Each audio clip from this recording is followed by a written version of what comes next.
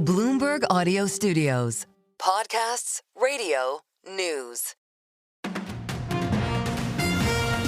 Welcome to the Bloomberg Daybreak Asia podcast. I'm Doug Krisner.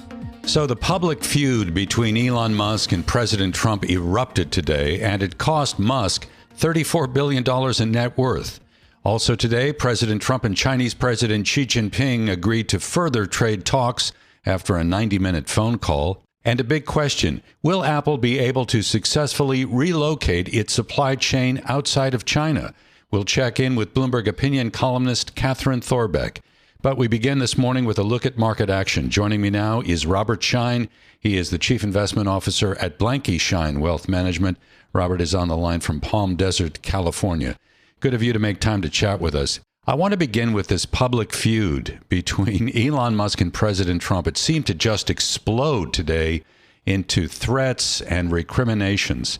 It began when Trump accused Musk of trying to tank the tax bill because, in Trump's words, it eliminates electric vehicle credits, and that in turn is going to hurt Tesla's bottom line. The stock was down quite a bit today. Tesla, I think, was off about 14%. But later in the day, the damage may have been greater because Trump proposed ending Musk's government contracts and subsidies, and that's when Musk shot back and said he was going to immediately decommission the SpaceX Dragon spacecraft. So, Robert, first question, is this simply a distraction, or do you believe this is a worrisome sign?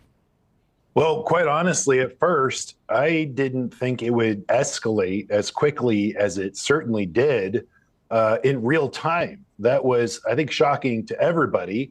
And, just watching and following along today's public and very public political circus, my advice is, the Trump versus Musk, I believe there's only one person who will be able to settle this right now.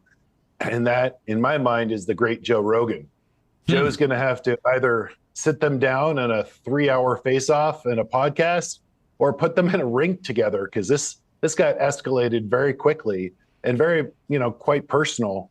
And it was sad to see. So hopefully we're going to turn the corner on this. Do you believe this is going to have any impact on what the Senate is doing right now with respect to the tax bill? The charge that Musk is making that this simply blows out the deficit in a very, very harmful way?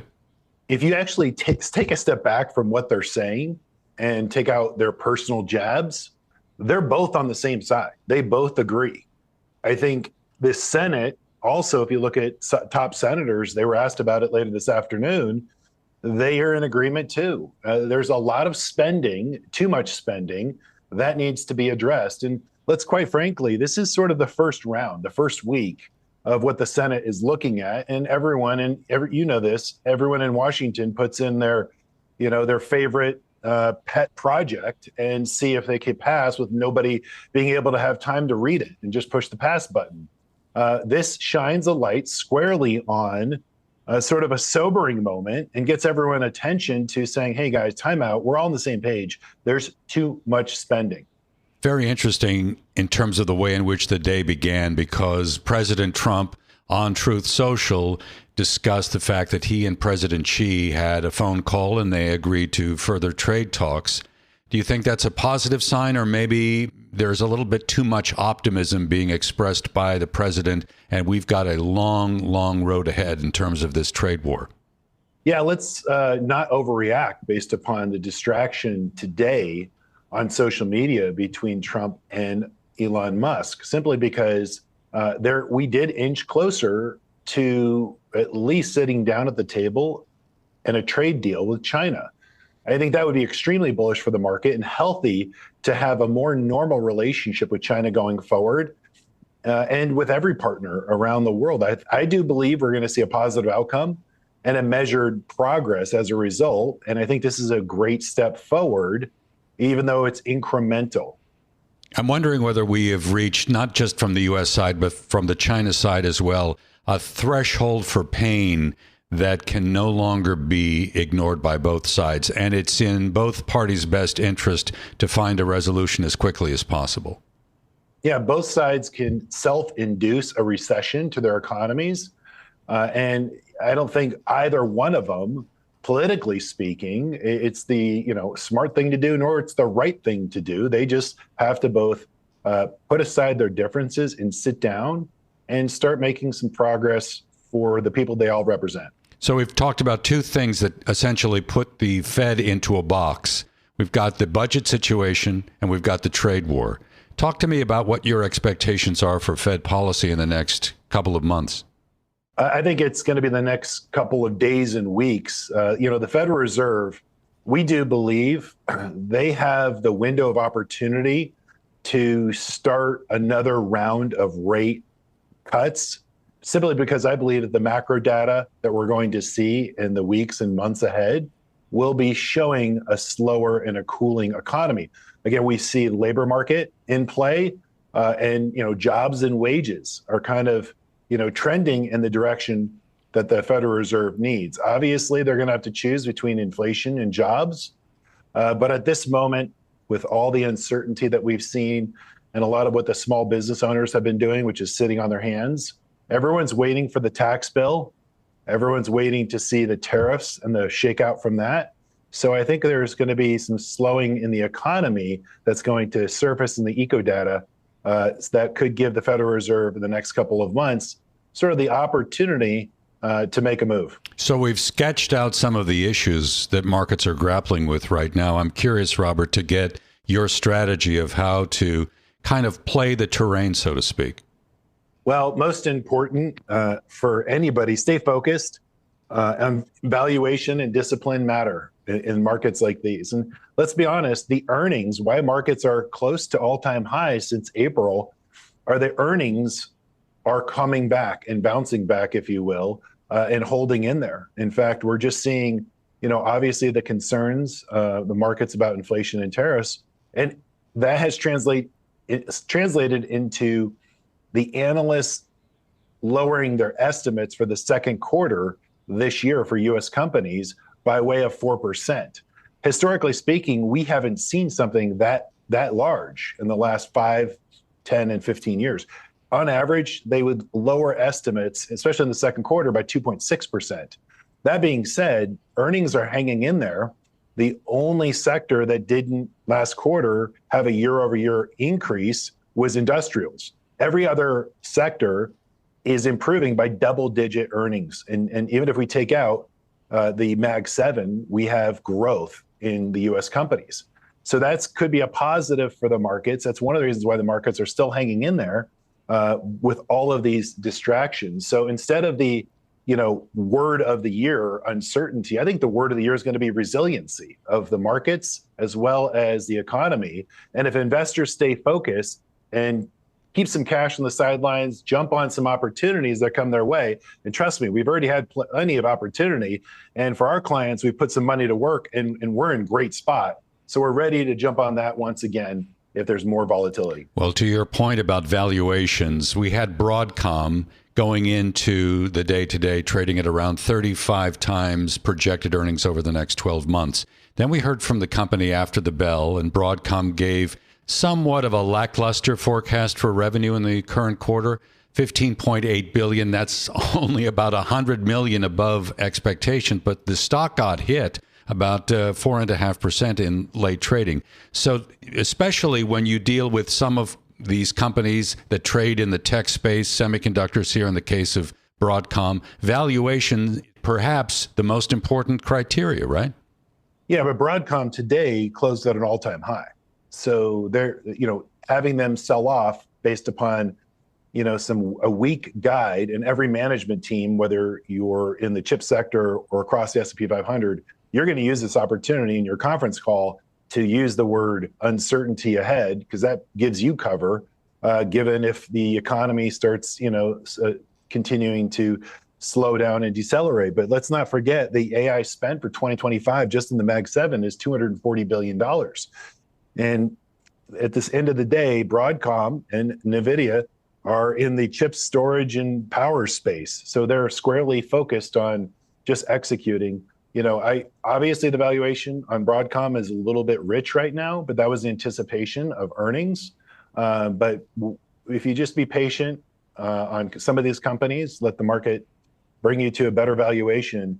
there's still a long-term growth strategy and good companies to be investing in. Robert, we'll leave it there. Thank you so much. Enjoy the weekend. Robert Schein, Chief Investment Officer at Blanke Schein Wealth Management, joining on the line from Palm Desert, California, here on the Daybreak Asia podcast.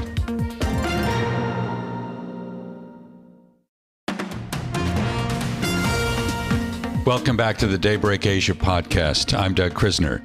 So last month, President Trump threatened to slap tariffs on Apple over its reluctance to bring manufacturing back to the U.S. And at the same time, Trump was very critical of Apple's move to create more iPhone production in India. Now, we know the president has placed smartphone production in the spotlight as part of his global trade war and his vision to reshore manufacturing back to the United States. But in the case of Apple, is this really feasible, especially when you consider the company's relationship with China? Let's take a closer look with Bloomberg's Catherine Thorbecke, Bloomberg opinion columnist who joins from Tokyo. The history of making iPhones in China, I think, goes back to around 2009. And over that period, I would think that the relationship between China and Apple has been tightly forged. And it's not going to be easy for Apple to extricate itself from this situation, right? That's absolutely right, Doug. And we actually got even more bad news for Apple in China this week. The Financial Times actually reported that the rollout of Apple Intelligence, these AI features for the iPhone, was delayed even further by regulators in Beijing. And that's this long-awaited partnership between Apple and Alibaba in China to bring AI features to the iPhone in that massive market for Apple.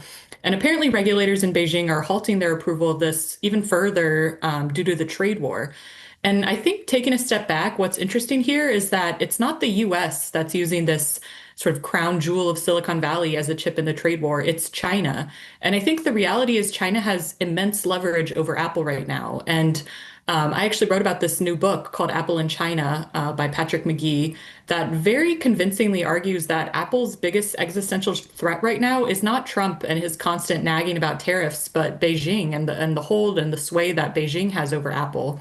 And really, over the course of decades, Apple's been chasing sort of short-term profits by making really small decisions that have led to where it is now, which is pretty much entirely relying on China to produce its products. So when I read your column and you referred to Apple in China, the Patrick McGee book, I thought of Chip War by Chris Miller and his history of the semiconductor industry, first designed and built in Silicon Valley, and then very quickly moving production to Asia, first Hong Kong, I believe. Japan was involved there along with South Korea and eventually Taiwan. So what you begin to understand is the intricacy of the supply chain. And I would imagine that Apple is very, very reliant on that. Absolutely. I mean, at this point, Apple's, all of its marquee products are pretty much entirely reliant on suppliers in China. And I think, with Trump now, he's been very insistent on threatening all these tariffs on Apple and asking them to move production back to the US. I just don't think that's possible. And for a number of reasons, I think the supply chain ecosystem in China was built up sort of as Beijing was playing the long game. So it was built up over decades, and that's going to be very, very hard to replicate in the US. But I also think at this point, Apple can't really move away from China without irking and upsetting Beijing. So it has to do so sort of very slowly so as not to upset regulators in China, but also it can't go too slow because then it, will be harder to inevitably get it done. So this book, which is, a very gripping read on how we sort of got here, but it sort of argues that it basically argues that this technology transfer that was facilitated by Apple through setting up its supply chain in China actually made Apple the biggest corporate backer of President Xi Jinping's Made in China 2025 plan, which was this really ambitious goal to sever reliance on foreign technology. And Apple's upskilling of workers in high-tech manufacturing over the years have actually given birth to these homegrown tech companies like Huawei. Yeah, you write about how in the early days, it was Apple engineers from the United States that were going to China to help train Chinese workers and how that's kind of turned around. Right. So I remember, or I think we all remember during President Trump's first term, he famously toured that Texas factory and he claimed credit for bringing Apple production back to America. Except some workers that were quoted in this book actually called that plant an unmitigated fiasco.